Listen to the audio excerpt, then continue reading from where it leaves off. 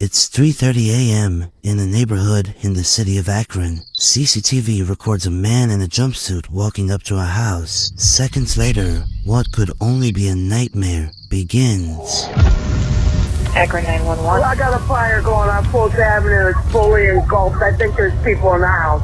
It's blazing, man. It's blazing up here quick. I can feel the heat. The lights are going out. It's burning quick, man. If somebody's in there, they're dead, man. As the flames engulf the house, the mysterious man disappears into the night, leaving a trail of blood behind him.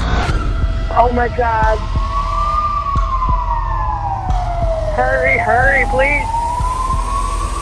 Oh, Jesus, the whole house is on fire. As authorities were called to investigate, they had no idea what they were stepping into. This would only be the beginning of a series of fatal fires set by a vicious, cold-blooded killer, and detectives would soon find themselves racing against the clock as a serial arsonist hunts for his next victims.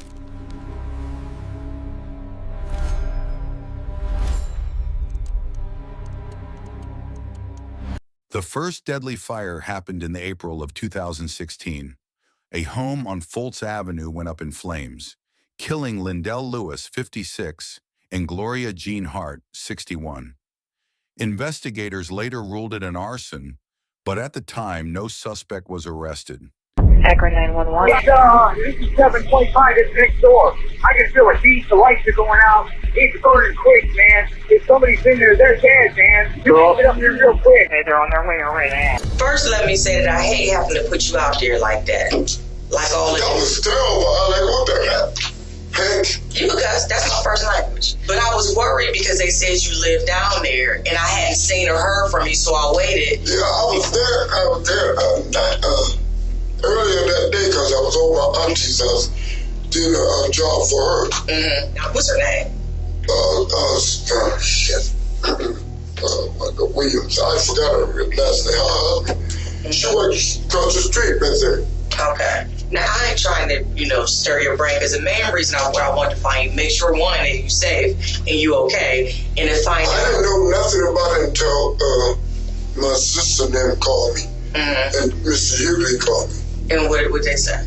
They said the house burned down, but they didn't tell me nothing about nobody got hurt in there. And then my best friend. What you talking about, Linda? Have you heard about anybody who got a beef with him?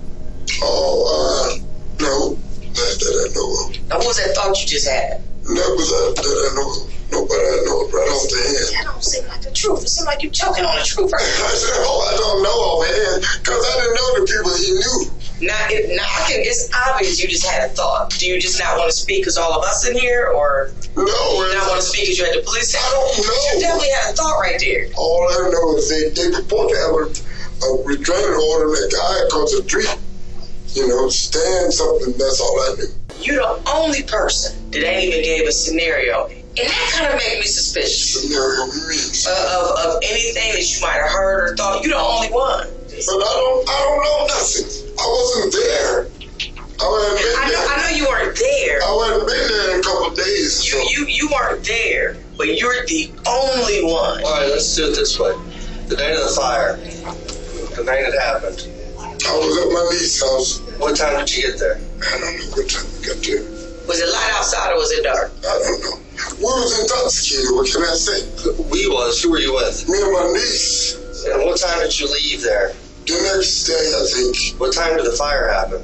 I don't know. Thomas told me it was 3 o'clock in the morning. I don't know. Let me ask you this question. Was you going to the funeral today? Yes. You know what time it is? It's probably at 10 o'clock. That's what they say. I'm going to say this. I'm just going to go home straight with you. But the gut feeling I got is that you have some names swirling in your head. You just don't want to give them because you don't want to get them. I don't know them. Right. I don't know them people. You might not socialize with them people. We need your help. We're asking for your help. I know. I understand that. I just don't really know much, man. But, man, they protected me when I was on the football field. I had to be tackled, and they made it happen for me. They said, we ain't gonna get tackled. Oh my God. They were was good times. Let's see if we can get Sergeant Butler to come in and schedule a polygraph. Okay. I'll call you and schedule it. No, it's his schedule. We got a polygraph It's his operator schedule. here. We're going to bring him in here and he's going to schedule with you, set up an appointment. Oh my God. This is nuts. You know? I'm about to have a fucking heart attack from you, man. Listen, man, we're trying to help here.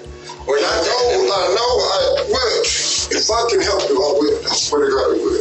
Well, if you need to get something off your chest and let us know something that you know, you will feel a whole lot better that you're our key to the information about who's Why me? Why y'all putting it on me? I wasn't even because you there. lived in the house for 2 years. Yeah, but I was never there, homie. And you're saying that you don't know or have heard anything about any I have not. I haven't been here long enough to hear the anything. car fire that happened in 2013 and you were in the house. You have no clue of who may have You're started. saying nobody gave any names. No scenarios, no theories, no nothing. It's just not plausible, sir. I mean, that just goes on in a normal conversation. Who do you think did this?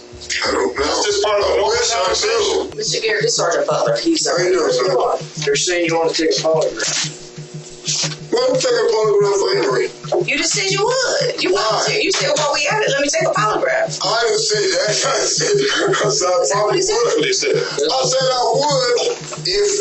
I said I would if I needed to. Well, it's coming down to a need. Oh, really? Yes, sir. Yes, it is. Okay. Go ahead and talk to the sergeant here. He'll explain it. Is that something that you'd be willing to do, is take a polygraph? No, I changed my mind. That ain't working. Why is that working like that? You volunteered. I didn't say mean that. I all said you I can take. might. Then in January of 2017, a vehicle near another nearby home was intentionally set on fire. No one was hurt, but the message was clear. Someone in the neighborhood was escalating. Still no arrest. Then came May 15th, 2017. Just after midnight, emergency calls poured into dispatch. A house on Fultz Avenue was on fire, with people trapped inside. Firefighters rushed to the scene, but the flames were already overwhelming the home. 7 people were killed. They were Dennis Huggins, 35, Angela Boggs, 38, and 5 children. Jared, 14, Deja, 6, Kyle, 5, Olivia, 3, and Cameron, just 16 months old. Entire branches of a family were wiped out in minutes. Investigators quickly determined the fire was deliberately set. Someone had poured accelerant onto the front porch and ignited it while the family slept inside. This was no accident. Surveillance cameras from nearby homes showed a man walking toward the house shortly before the fire and walking away moments after. He was wearing light-colored clothing and had a noticeable limp. Neighbors immediately recognized him. It was Stanley Ford. Police searched Ford's home and found clothing matching the video in containers that could hold accelerants. When questioned, Ford denied involvement, but prosecutors later said he made disturbing religious statements, claiming God had sent him to punish his neighbors. Ford was arrested and charged with nearly 30 felony counts, including aggravated murder and arson related to 3 separate fires. We want to talk to you. I want you to be honest with me. Okay. Be honest. Let's talk about the day in question. Let's go back to the fire. Yeah. What about it? Okay. What can you tell us about the fire? I don't have no knowledge of that. So what's the point? Sometimes like I explain to them, I exercise, I get Charlie horses. Right. Sometimes I walk the street and back. You know what I mean? Something like that. But I didn't do that fire, man. As you running back to the house. Mm-hmm. At the time of the fire. Okay. Right. We got you running to the house. You're not asleep. You weren't. You're on the camera, Stanley. I wouldn't know no camera running from a fire. Stanley, you're on the I'm on the camera running from a fire? We got you. Yeah. I didn't run from no fire. Stanley, listen. Yeah. It's time to come. It's time to Man, listen. Stanley, Yeah. We know the answers, okay? Right. Okay. But I wasn't running from no fire. Okay, you walk. You see the fire, okay? You're at the fire. No. I'm not at no fire. You're at the fire. I'm at a fire? Yeah, you're at the fire. You there? Go ahead. We need to hear your side of the story. Johnny, I'm being honest, man. I didn't do anything. I mean, I can't admit to somebody I didn't do. I wouldn't have dared to did that. I got too much to lose, man. We got all the pieces, we know the answers. This is what we want to know. Is there some reasoning or some kind of something that happened, man? Did somebody piss you off or somebody do something? No. To maybe why, maybe, like I said before, maybe trying to send a message. Okay. I wouldn't set nobody on fire. I'm allowed to walk the neighborhood. I wasn't at nobody's house. I'm walking. Explain why you running back from the house. I didn't do that. Oh yeah, I'm telling you, I got the wrong. Well, you know. Okay, we got you. Y'all believe that I did it? No, we proved that you done it. I didn't do that. I wouldn't have dared to did that, man. Well, do you want me to explain the charges to you, or do you want to? Go ahead. Do you want to explain them? I didn't do it. I'm serious. I didn't do it. I'm not going to admit to that. I didn't do it. If I did, I meant to it. I didn't do that. Let me explain the charges. Go ahead. Okay. You have 7 counts of aggravated murder. At trial, the defense argued misidentification, but prosecutors presented video, forensic fire evidence, and witness testimony linking Ford to every scene. The jury found him guilty of killing 9 people. During sentencing, family members described the pain of losing entire generations, children who would never graduate, never marry, never grow old. Stanley Ford was sentenced to 9 consecutive life terms without the possibility of parole, plus additional years for the non-fatal arson. He will never be released, but for the families and for Akron, the scars remain. Today, new families live on Fultz Avenue. The homes have been repaired, but the memories of that night and the warning signs that came before it still haunt the community.